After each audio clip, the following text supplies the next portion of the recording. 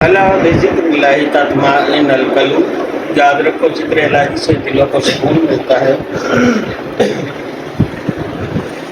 اور سب سے بڑی چیز اللہ کا ذکر ہے۔ اللہ کے نبی صلی اللہ علیہ وآلہ وسلم فرماتے ہیں اللہ کی بارگاہ میں، اللہ کے دربار میں وہ شخص خاص درجہ رکھتا ہے جو اٹھتے بیٹھتے اللہ کا ذکر کرتا ہے اور اللہ کے ذکر میں مشغول رہتا ہے۔ یاد رکھو مرنے کے بعد بھی ذاکر کا دل زندہ رہے گا۔ ذاکر وہ اٹھتے بیٹھتے اللہ کا ذکر کرتا رہا اور اللہ کے ذکر میں مشغول رہا۔ اور اللہ تعالیٰ فرماتا ہے کہ یاد رکھو تمہیں تمہارا مال، تمہاری اولاد، تمہاری جان ذکر الہی سے غافل نہ کرنے پائی۔ اگر تم ایسا کرو گے تو تم خسارے میں رہو گے۔ وہ خسارہ کیا ہوگا اس کی بھی وضاحت کی گئی ہے۔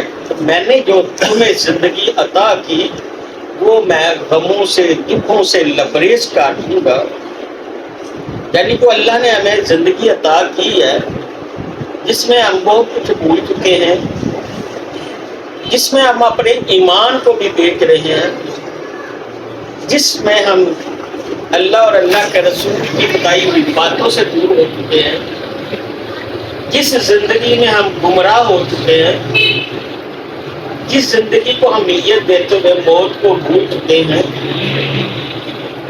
جیسا کہ آپ صلی اللہ علیہ وسلم فرماتے ہیں زندگی کی حقیقت صرف اتنی ہے، اوپر والا سانس نیچے جانا ہے یا نہیں، نیچے والا سانس اوپر آنا ہے یا نہیں، کب کس وقت ڈوری ٹوٹ جائے گی۔ تو اللہ پاک فرماتا ہے کہ میں نے یہ زندگی جو تمہیں یہ دکھوں سے لبریز کر دیا۔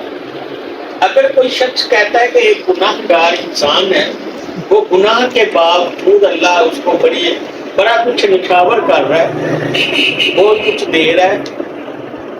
کچھ لوگ کہتے ہیں کہ وہ نوسر باز ہے، جھوٹ بولتا ہے اور اس کے پاس رزق بھرا ہے۔ لیکن یہ سوچیں جس پہ اللہ اور اللہ کے رسول نے لعنت بھیج دی، اس رزق کا کیا کرنا؟ کیا وہ دین میں ہے؟ کیا وہ مسلمان ہے؟ اللہ کے نبی صلی اللہ علیہ وسلم فرماتے جھوٹے پہ اللہ کی، اللہ کے رسول کی لعنت، اور جس شخص پہ لعنت ہو وہ مسلمان نہیں ہوتا۔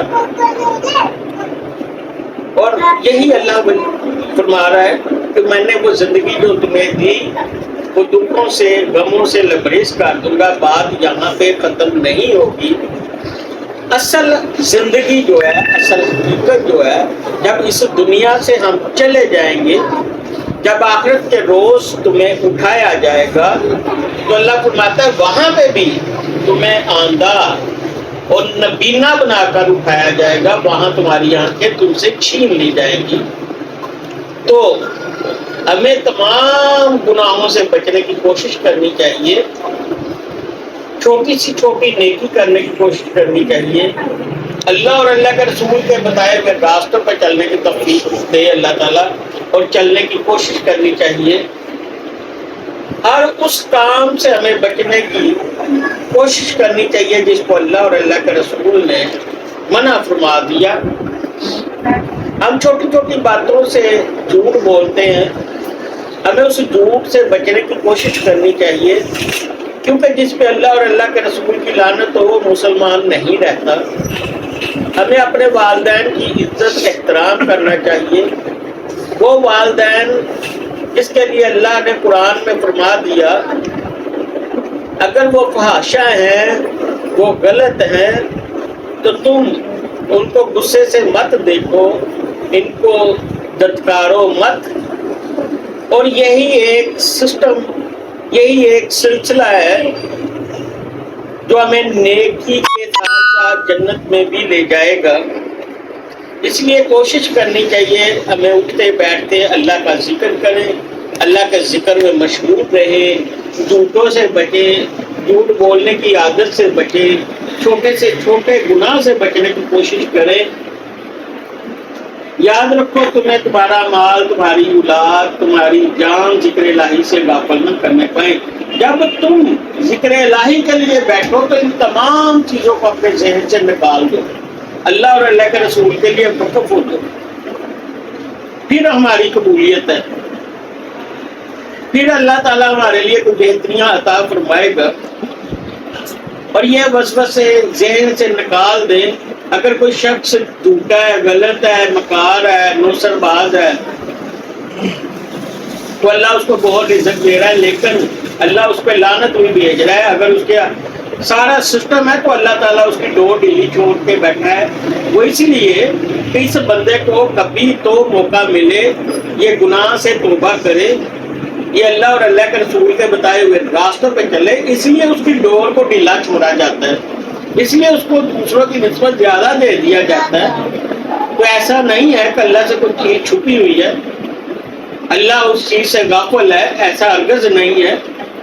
اور پھر اس کے ساتھ ساتھ اللہ کے نبی صلی اللہ علیہ وسلم نے فرمایا، اے لوگو، تم لوگوں میں دو اہم ترین گران قدر بے مثل جس کی کوئی قیمت نہیں اور تم اس کی قیمت ادا نہیں کر سکتے، میں دو چیزیں چھوڑ کے جا رہا ہوں. ایک اہل بیت، دوسرا قرآن. دونوں میں سے ایک بھی چھوڑنے پہ تم غرق ہو جاؤ گے. صحابہ نے پوچھا کیسے؟ آپ نے فرمایا جو نوح علیہ السلام کی کشتی میں سوار ہوا وہ بچ گیا، جو اس سے غافل ہو گیا وہ غرق ہو گیا. تو آپ صلی اللہ علیہ وسلم نے مثال دی ہے. اس لیے ہمیں اہل بیت سے عشق اور محبت کرنے کی اللہ پاک توفیق دے اور ان سے عشق اور محبت کرنا چاہیے.